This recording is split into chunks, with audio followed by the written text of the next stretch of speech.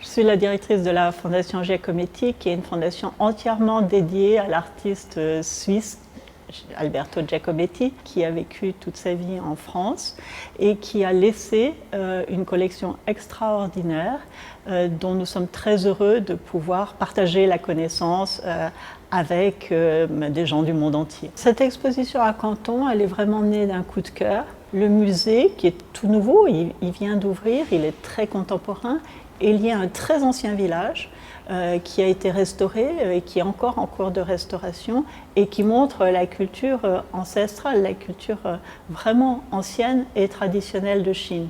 Et ça, c'est quelque chose qui nous touche beaucoup, la question du patrimoine ancien et son lien avec la société contemporaine. C'est quelque chose que Giacometti aimait beaucoup. Giacometti était un artiste qui faisait partie des avant-gardes, donc il a cherché des nouvelles formes d'art et en même temps, il adorait l'art ancien, il adorait l'art des autres civilisations, aussi bien l'art égyptien, l'art mexicain que l'art chinois, qu'il connaissait un peu. Pour lui, c'était très important de penser que l'art était relié à l'histoire et à l'histoire la plus ancienne de l'humanité.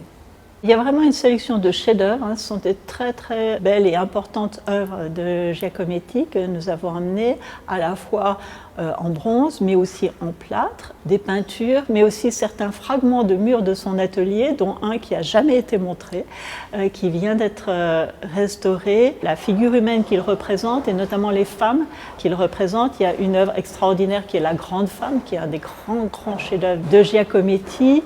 En fait, s'articule à une réflexion plus large sur l'humain et sur l'environnement, sur l'espace. Cette exposition, elle est extrêmement originale. C'est la première fois qu'on fait une exposition comme cela, parce qu'il y avait un commissaire français de la Fondation Giacometti et un commissaire chinois qui ont travaillé ensemble. Et le commissaire chinois était aussi l'architecte qui a construit le musée. Et il a amené en fait une vision qui était la sienne, une vision d'artiste. Il a voulu faire une sélection dans nos collections d'œuvres de Giacometti qui sont en relation avec les questions que pose l'architecture.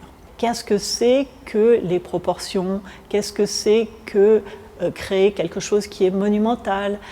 Qu'est-ce que c'est que la relation à l'espace?